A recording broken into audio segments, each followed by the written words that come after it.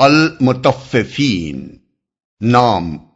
پہلی ہی آیت ویل للمطففین سے ماخوذ ہے۔ زمانہ نزول اس کے انداز بیان اور مضامین سے صاف معلوم ہوتا ہے کہ یہ مکہ معظمہ کے ابتدائی دور میں نازل ہوئی ہے، جب اہل مکہ کے ذہن میں آخرت کا عقیدہ بٹھانے کے لیے پے در پے صورتیں نازل ہو رہی تھیں، اور اس کا نزول اس زمانے میں ہوا ہے جب اہل مکہ نے سڑکوں پر، بازاروں میں اور مجلسوں میں مسلمانوں پر آوازیں کسنے اور ان کی توہین و تذلیل کرنے کا سلسلہ شروع کر دیا تھا، مگر ظلم و ستم اور مار پیٹ کا دور ابھی شروع نہیں ہوا تھا۔ بعض مفسرین نے اس سورہ کو مدنی قرار دیا ہے۔ اس غلط فہمی کی وجہ دراصل ابن عباس رضی اللہ عنہ کی یہ روایت ہے کہ جب نبی صلی اللہ علیہ وسلم مدینے تشریف لائے تو یہاں کے لوگوں میں کم ناپنے اور تولنے کا مرض پوری طرح پھیلا ہوا تھا۔ پھر اللہ تعالیٰ نے ویل للمطففین نازل کی اور لوگ بہت اچھی طرح ناپنے تولنے لگے۔ نسائی، ابن ماجہ، ابن مردوے، ابن جریر، بیہقی فی شعاب الایمان۔ لیکن جیسا کہ اس سے پہلے ہم سورہ دہر کے دیباچے میں بیان کر چکے ہیں، صحابہ اور تابعین کا یہ عام طریقہ تھا کہ ایک آیت جس معاملے پر چسپاں ہوتی ہو اس کے متعلق وہ یوں کہا کرتے تھے کہ یہ فلاں معاملے میں نازل ہوئی ہے۔ اس لیے ابن عباس کی روایت سے جو کچھ ثابت ہوتا ہے وہ صرف یہ ہے کہ جب ہجرت کے بعد نبی صلی اللہ علیہ وسلم نے مدینے کے لوگوں میں یہ بری عادت پھیلی ہوئی پائی تو اللہ تعالیٰ کے حکم سے آپ نے یہ سورت ان کو سنائی اور اس سے ان کے معاملات درست ہو گئے۔ موضوع اور مضامین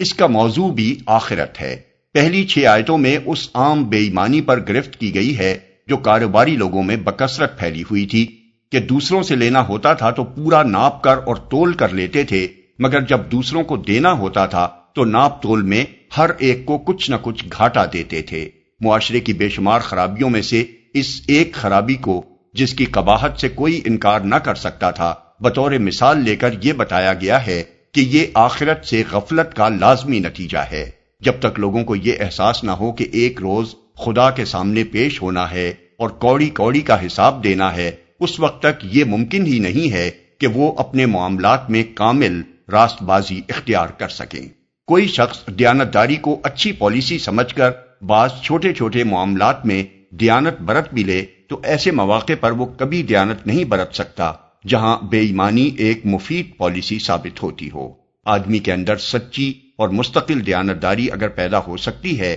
تو صرف خدا کے خوف اور آخرت پر یقین ہی سے ہو سکتی ہے، کیونکہ اس صورت میں دیانت ایک پالیسی نہیں بلکہ فریضہ قرار پاتی ہے، اور آدمی کے اس پر قائم رہنے یا نہ رہنے کا انحصار دنیا میں اس کے مفید یا غیر مفید ہونے پر نہیں رہتا۔ اس طرح اخلاق کے ساتھ عقیدہ آخرت کا تعلق نہایت مؤثر اور دلنشین طریقے سے واضح کرنے کے بعد آیت 7 سے 17 تک بتایا گیا ہے کہ بدکار لوگوں کے نامہ اعمال پہلے ہی جرائم پیشہ لوگوں کے رجسٹر بلیک لسٹ میں درج ہو رہے ہیں، اور آخرت میں ان کو سخت تباہی سے دوچار ہونا ہے۔ پھر آیت 18 سے 28 تک نیک لوگوں کا بہترین انجام بیان کیا گیا ہے، اور یہ بتایا گیا ہے کہ ان کے اعمال نامے بلند پایا لوگوں کے رجسٹر میں درج ہو رہے ہیں جس پر مقرب فرشتے مامور ہیں۔ آخر میں اہل ایمان کو تسلی دی گئی ہے اور اس کے ساتھ کفار کو خبردار بھی کیا گیا ہے کہ آج جو لوگ ایمان لانے والوں کی تذلیل کر رہے ہیں،